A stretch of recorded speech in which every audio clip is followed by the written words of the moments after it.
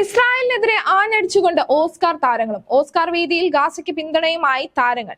ഗസയിലെ ഇസ്രായേൽ ആക്രമണം അവസാനിപ്പിക്കണമെന്ന് താരങ്ങൾ ആവശ്യപ്പെട്ടു. വെടിനിർത്തലിനായി ആഹ്വാനം ചെയ്തവർക്ക് പിന്തുണ പ്രഖ്യാപിച്ചുകൊണ്ട് പല താരങ്ങളും ചുവന്ന ബാഡ്ജ് ധരിച്ചാണ് റെഡ് കാർപ്പറ്റിൽ എത്തിയത്.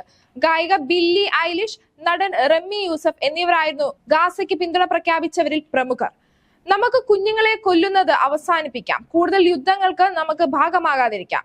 പൂവർ തിങ്സിലെ മികച്ച പ്രകടനം കൊണ്ട് ശ്രദ്ധ നേടിയ റമ്മി യൂസഫ് വ്യക്തമാക്കി. ഇസ്രായേൽ ഹമാസ് സംഘർഷത്തിൽ വെടിനിർത്തലിന് ആഹ്വാനം ചെയ്യാൻ അമേരിക്കൻ പ്രസിഡന്റ് ജോ ബൈഡനോട് ആവശ്യപ്പെട്ട് 400-ലധികം കലാകാരന്മാർ ഐക്യദാർഢ്യം പ്രഖ്യാപിച്ചുകൊണ്ടായിരുന്നു താരങ്ങൾ ചുവന്ന ബാഡ്ജ് ധരിച്ചെത്തിയത്. യൂജൻ ലിയാങ്, അവ ഡുവർനെ, മിസർ ഹരിമാൻ എന്നിവർ ആഗോള സമാധാനത്തിന് ആഹ്വാനം ചെയ്തു. അതേസമയം ഓസ്കാർ വേദിക്ക് പുറത്ത് ഗസയിൽ വെടിനിർത്തലിന് ആഹ്വാനം ചെയ്ത് പ്രതിഷേധ സമരം നടന്നു.